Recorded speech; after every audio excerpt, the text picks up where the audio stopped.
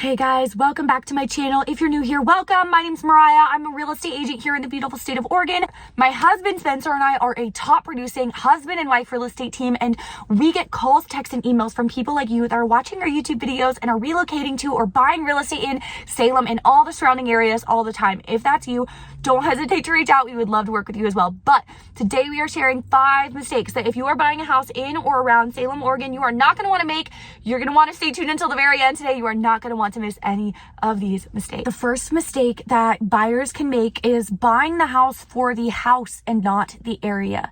This is really, really important when you're relocating to the area. So the majority of our clients are people who relocate to the area without actually ever coming here until after they close on their home. So that's why it's really, really important that we do a few things in order to make sure that they have a very smooth transition here to the Salem, Oregon area without having any negative things or negative surprises when they finally get here.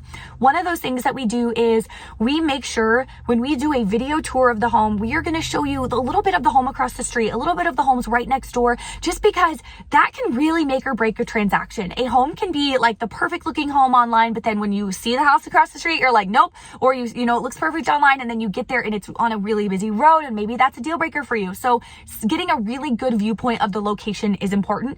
Another thing is knowing the area. We have relocation clients that move to Salem. I'll just use Salem as an example, but we have clients that move to all of the towns surrounding Salem, and there's many, many great ones. I'd love to chat with you about them. If you want to hop on a call, let me know. But we have clients that move to every different side of town in Salem. We have clients who specifically, you know, we just sold a house to a really sweet couple who wanted to be in North Salem only for their own specific reasons. And not too long ago, we sold a house to a couple who was only looking in West Salem. We have buyers who only want to be in South Salem. We have buyers that want to be downtown Central Salem in one of those like cute historic, one of the few walkable neighborhoods in Salem only. And then we have buyers that are like anywhere in Salem, anywhere around it. But basically the point I'm trying to make is it's really important to know what area you want to be in first and foremost. Google map, like how close is the place you're going to be working at, if that's important to you. The grocery stops you want to shop at, if that's important to you. How close is that to whatever side of town that you're wanting to look in? And then we will go from there. And this is another thing. We're happy to answer any questions you have about each different side of town, just to like paint the best picture as possible to help you decide what area is best for you when relocating to Salem, Oregon. But all that to say, you don't want to buy a house for just the house itself, because you probably won't be happy when you move here. You want to make sure that you're buying it for the right location as well, because the right house in the wrong location is probably still the wrong house for you. Next mistake that you want to avoid when relocating to Salem and buying a house here, or just buying a house here, you already live here, is buying more house than you can afford.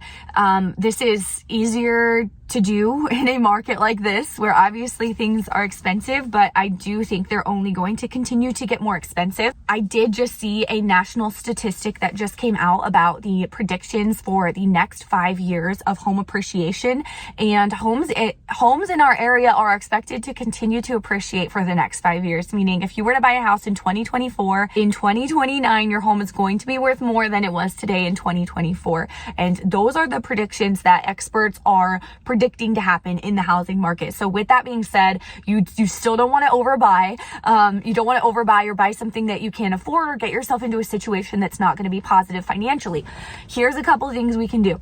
The first step is going to be having a consultation with us. We will then point you to a solid lender who's going to tell you, what to expect price point wise, what price range to stay in. Once we know that, we can kind of determine a game plan, and we'll be able to tell you, if you're priced out of the market in Salem, if Salem is too expensive for you, there are towns on the outskirts in basically every direction that have more affordable housing. Some of them are quite far out there. Some are a little bit closer, depending on how much more affordable we're talking. And we can point you to those towns. We can also point you to other options, other housing options in Salem and in all the surrounding towns around Salem.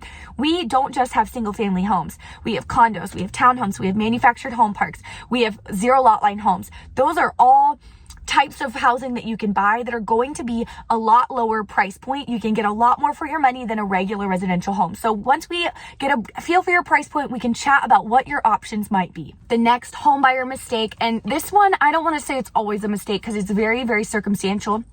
is moving too quickly. Some of our buyers reach out to us and they are like, my job is moving me here. I got to be here by this day, like 30 days from now is my deadline. I need to find something ASAP. I'm not trying to be picky. And then other buyers, they are like 2 years out when they reach out to us. So no matter where you're at in the process, feel free to reach out. We're happy to chat with you. But my whole point in saying all this is you don't want to just rush the process. You don't want to just rush into looking at houses. You really want to go through the steps of the process. Take it one step at a time. Like I said, first step, shooting us an email. We'll chat. We'll send you to a lender. You really want to just go through the steps and make sure that we don't miss anything. Next thing that could be a home buyer mistake is skipping the home inspection.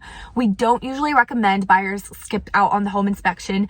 Of course, if you were buying a house back in 2020, most of our buyers did skip inspections. Most buyers everywhere skipped inspections. If you didn't, the chances of getting an offer accepted on anything were extremely low, which I know is so crazy to hear, but it's true. And I think that the market will probably go back to that if interest rates drop, which I do not see them dropping anytime soon. If they did, it would make the housing market just so crazy competitive and prices would skyrocket up even more. And we don't want that. All that to say, it's usually not the best idea to skip out on the home inspection. This is the responsibility of the buyer to pay for. We can schedule it for you. We can be there, handle all of it, but it is your responsibility to pay for as a buyer. You can expect it to be about $450 or so, depending on the home. The last mistake is getting a home that doesn't fit your lifestyle or buying in an area that doesn't fit your lifestyle.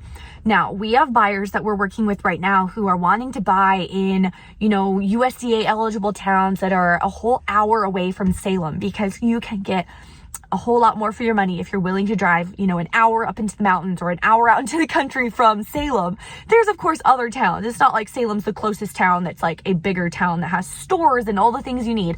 But there are towns that are an hour out from Salem that you're going to be able to get a lot more for your money. However, most of these towns, you're not going to have as much to do. You're not going to have as many parks. You're not going to have as many coffee shops, gyms, all of the amenities that come from, generally the bigger the town you live in, the more amenities and things there are to do and businesses and all of that, which Salem is not a huge town by any means. We're at about 175,000 people as the population at the time of filming this, but just something to be aware of. If you want to live in one of those more rural towns where you can save a lot more money, you might be paying that. It might come at a cost of driving a little bit further for most things to do. Okay, that's it for today's video. If you got value from today's video, hit the thumbs up button.